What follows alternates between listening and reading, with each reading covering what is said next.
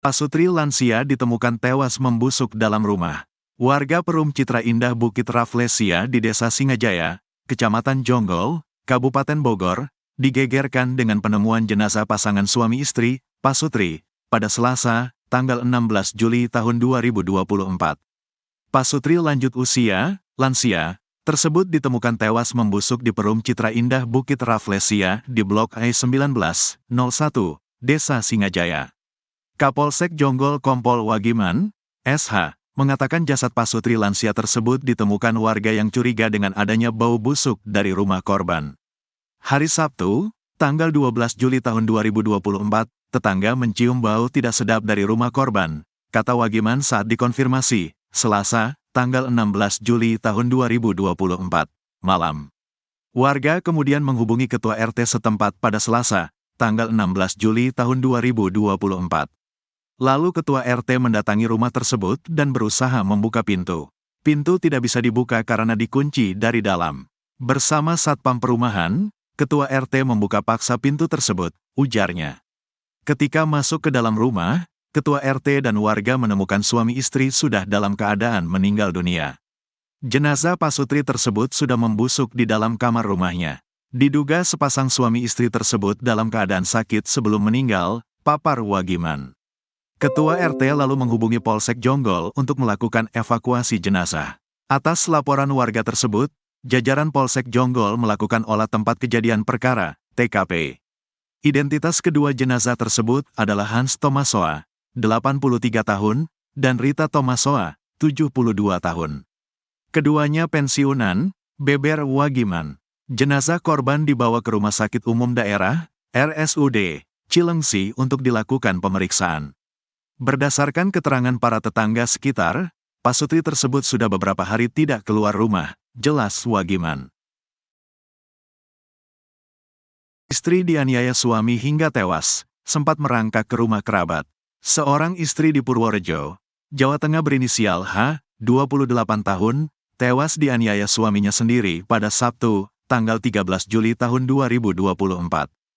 Pelaku berinisial R, 35 tahun, telah ditangkap dan menjalani pemeriksaan. H sempat merangkak ke rumah kerabatnya untuk meminta tolong. Namun, nyawa korban tak tertolong. Sekitar pukul 1.30 dini hari, korban tiba di rumah kerabatnya dalam kondisi merintih kesakitan dan merangkak di depan pintu rumah tersebut.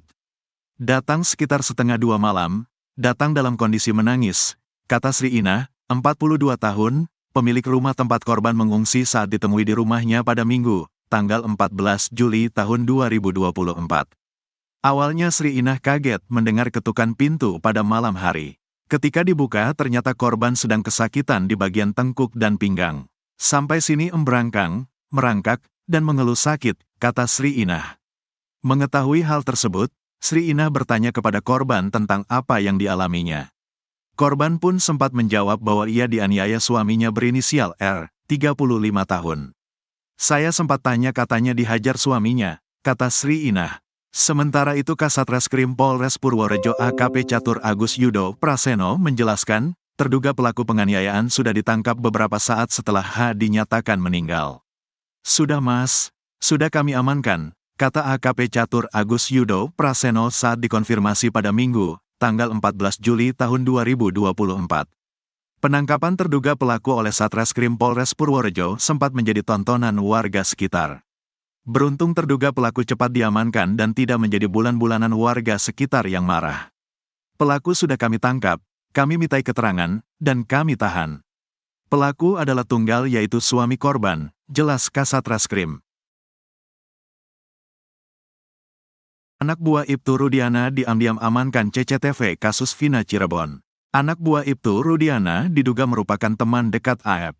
Hal itu diungkap oleh Sauri, pemilik warung makan di depan cucian motor tempat AF dan Dede bekerja. Sauri tidak menjelaskan nama anggota polisi yang diduga merupakan teman AF itu.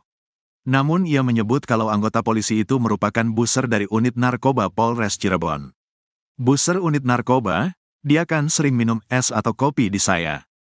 Memang saya tahu karena dia gak jauh dari Jalan Saladara, Majasem, orang-orang juga pada kenal, kata Sauri dikutip dari YouTube Kang Deddy Mulyadi, Selasa, tanggal 16 Juli tahun 2024. Menurut Sauri, sosok anggota polisi itu merupakan pelanggan di cuci motor tempat Aep bekerja. Bahkan saat motornya dicuci, ia sering pulang dengan membawa motor milik Aep. Dia cuci motor ke Aep, terus pulang bawa motor Aep, nanti kalau udah selesai dianterin ke sana, diambil motornya Aep, tutur Sauri. Menurutnya, Aep dan buser narkoba itu bisa dibilang cukup akrab. Udah deket, udah langganan, kata dia. Bahkan menurut Sauri kedekatan keduanya sudah cukup lama sebelum Aep digerebek oleh para terpidana dan RW setempat. Sebelum kejadian digerebek sama Pak RW dan RT Pasren, sudah dekat anggota polisi itu dengan Aep, ujarnya. Bahkan anggota polisi yang merupakan teman Aep itu, kata Sauri, ikut menangkap para terpidana. Waktu penangkapan anggota itu ikut menangkap, saya tahu, kata dia. Sauri juga sempat bertanya ke anggota polisi itu soal penangkapan tersebut. Waktu penangkapan saya dari warung tahu, saya deketin saya samperin mobil polisi. Saya tanya dia, Pak ada apa? Udah diem aja be, kata dia, tutur Sauri lagi. Menurut Sauri, dirinya kenal betul dengan anggota polisi itu. Nama depannya G, kata Sauri. Saat itu, kata Sauri, hanya anak RT Pasren, Kahfi yang tidak ditangkap oleh Ibtu Rudiana, dan anggota polisi berinisial G tersebut. Sauri bahkan sempat bertanya pada Kahfi yang saat itu menunggu di seberang SMP 11 usai para terpidana ditangkap. Vi kamu laporan gak sama bapak kamu kalau anak-anak itu dibawa? Diam aja pak gak jawab, kata Sauri. Kemudian menurut dia, Kahfi belakangan dibawa oleh anggota polisi itu. Setelah itu beres, dibawalah Kahfi sama motor anak-anak. Malamnya balik si Kahfi itu, jelasnya.